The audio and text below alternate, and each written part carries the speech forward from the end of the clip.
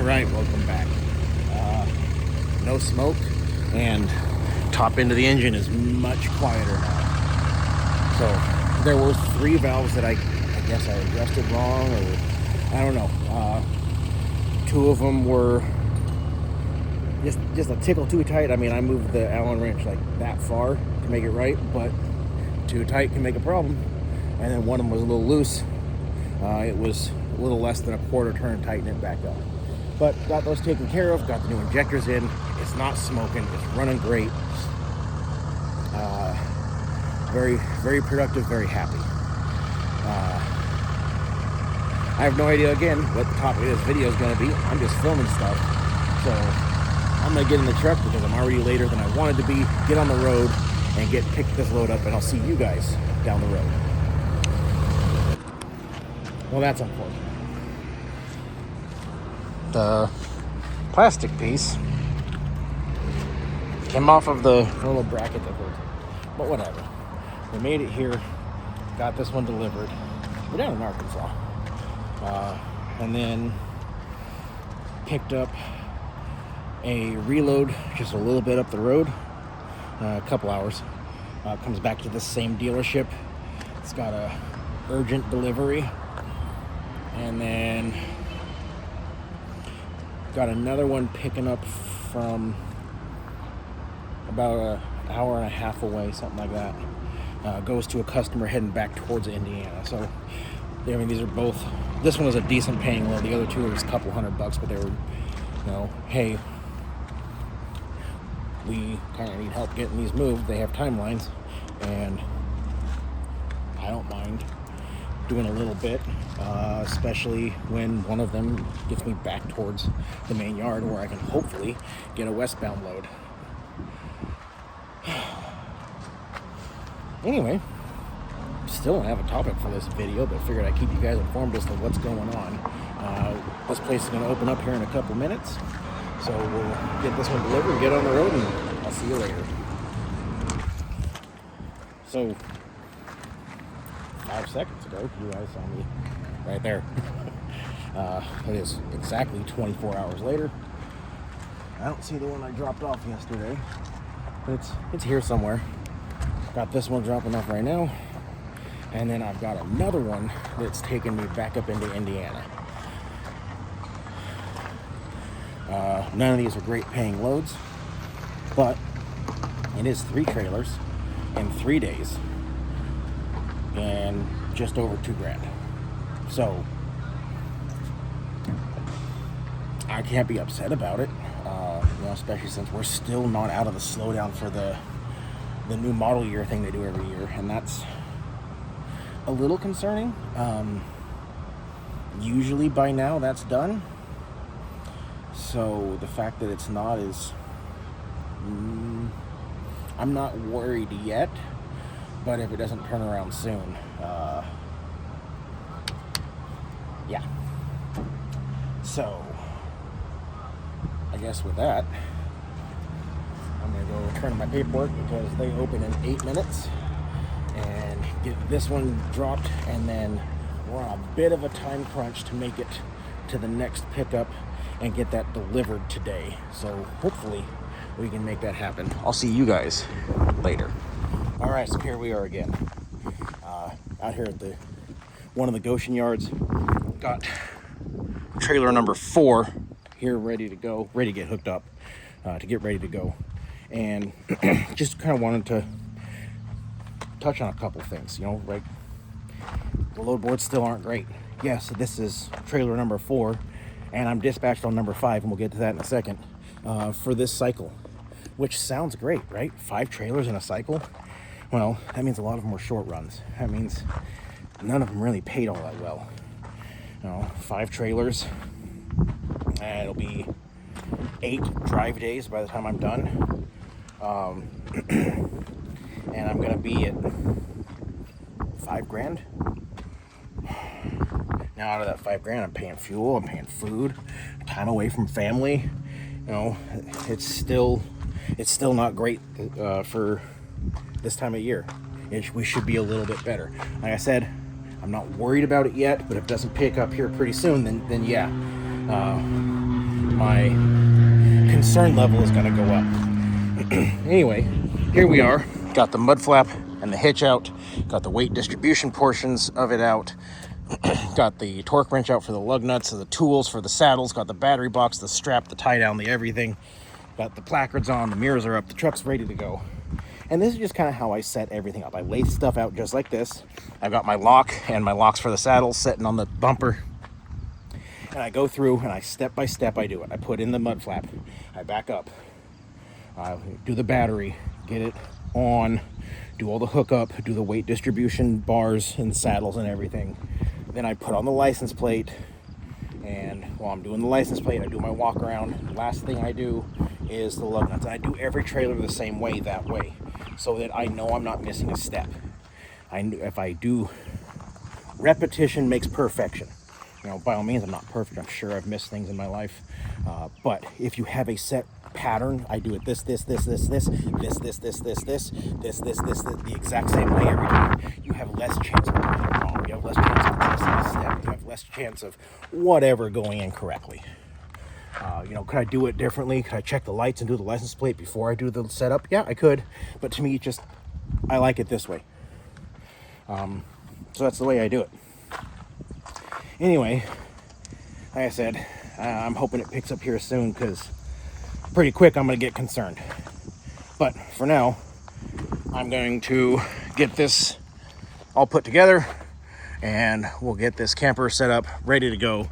I'll get it to delivery tonight, but I won't be able to deliver it till in the morning. So with that, I'll see you guys in Minnesota. All right. So I haven't filmed for a few days. Been kind of dealing with some shit. Went and got that one delivered that you guys saw in the last clip. It went up into Minnesota. Dropped it, was heading back to Goshen, and started getting a lot of clatter out of the top end of the motor. And I lost overdrive in the brand new transmission. 29,000 miles. Overdrive stopped working.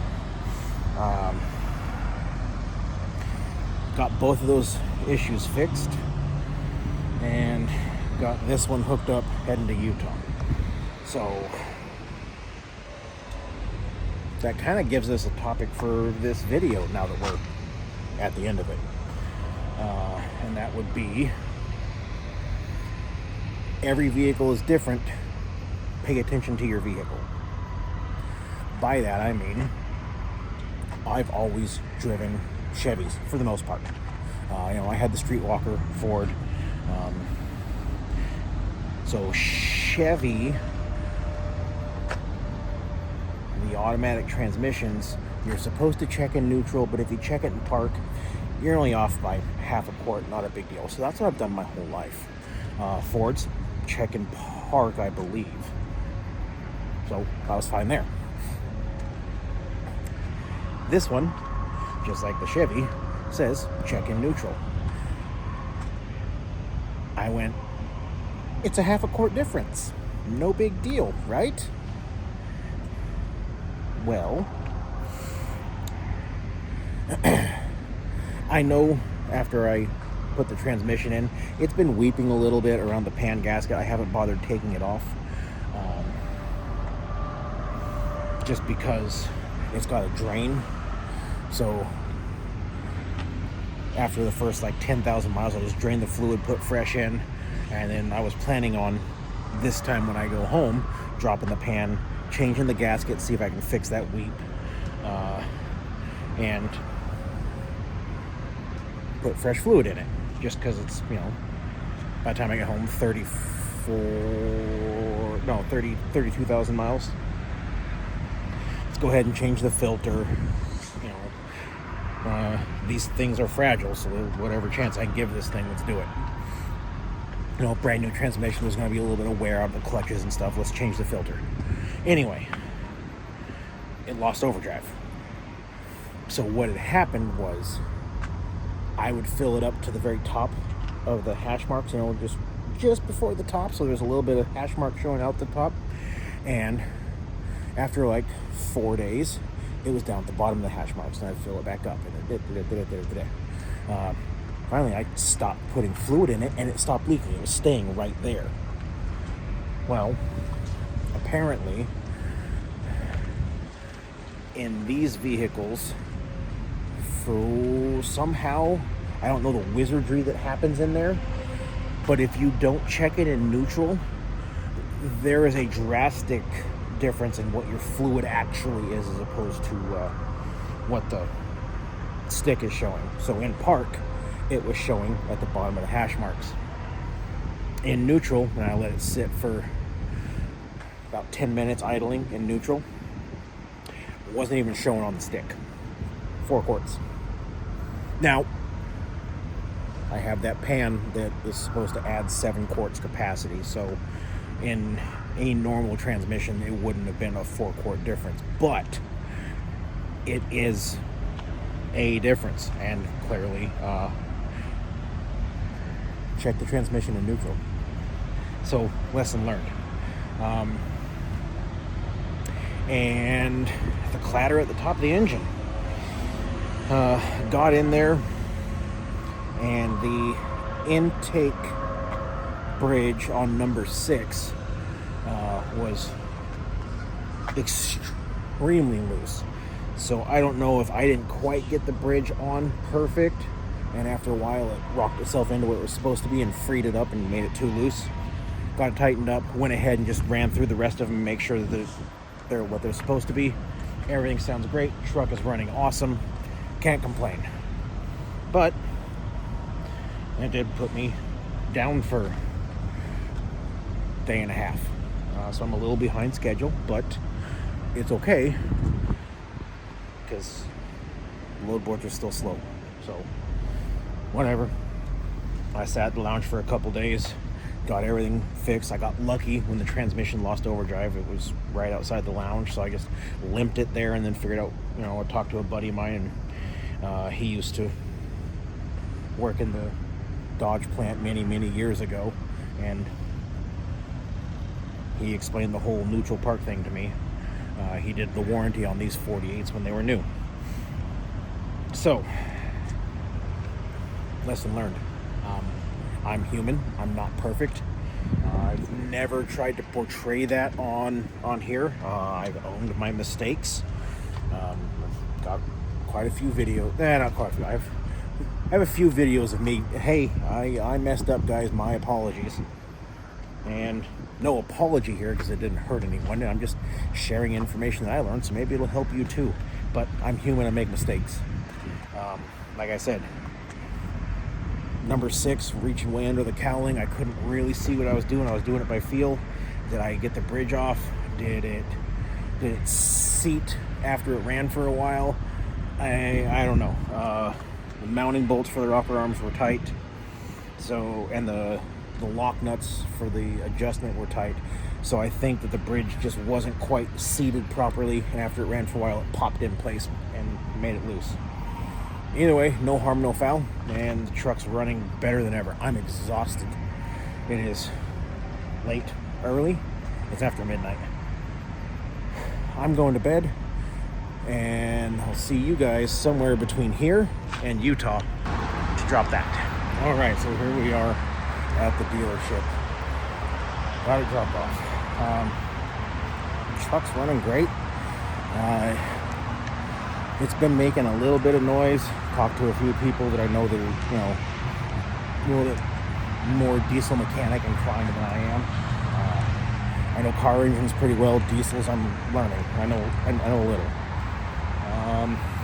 New injectors, especially these older 5.9 styles, they make noise, so that's probably the rattle I'm hearing because the temperature is very low, oil pressure is very high.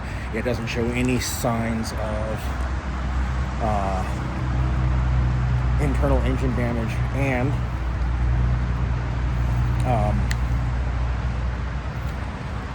talked to a guy that used to specifically work on these 5.9s, and he said that the noise I'm hearing, nothing I need to be concerned about. If it was a rod or a piston skirt slapping a cylinder wall, it would be a lot louder. So, outstanding. It didn't hurt anything with my little oopsies. Again, human, make mistakes, not perfect. I need to replace that when I go home. That irritates me. Anyway, yeah, so sorry we had like 10 minutes or so of just kind of rambling, talking about what's going on, the loads, where I'm going, that kind of stuff. But like I've told you guys 100 times, when I start these videos, I have no idea what they're going to be about. And then midway through my cycle, my trip, my journey, I get a topic. And this topic was know your vehicle, because everything's a little different. Specifically that transmission thing. Yeah. That was, like I said, I knew it was a little different. I didn't know it was a lot different. On the 48 RE specifically. Anyway, and for those of you that are going, oh, it took you 10 minutes to cover a topic. Shut up. I don't care. I'm so tired of hearing that comment. I tell you guys over and over that I don't know what the topic's going to be about until I'm halfway through, and then the title and the thumbnail go to the topic. So, suck it. I don't care what your feelings are on that. Anyway, I'm going to finish getting this dropped off. I'm going home because tomorrow's my anniversary, and I'm close enough to home that I can justify just deadheading. I'm only like 4 hours from the house. So, I'm going to go home, spend a few days with the family, give old girl a little love, because she's earned it this week. Gonna take care of her, give her a little spa day. Anyway, I appreciate all of you guys spending your time with me. I appreciate you tagging along on my journey. And as always, those of you on the roads, I wish you fair winds and following seas. Take care and have a great day.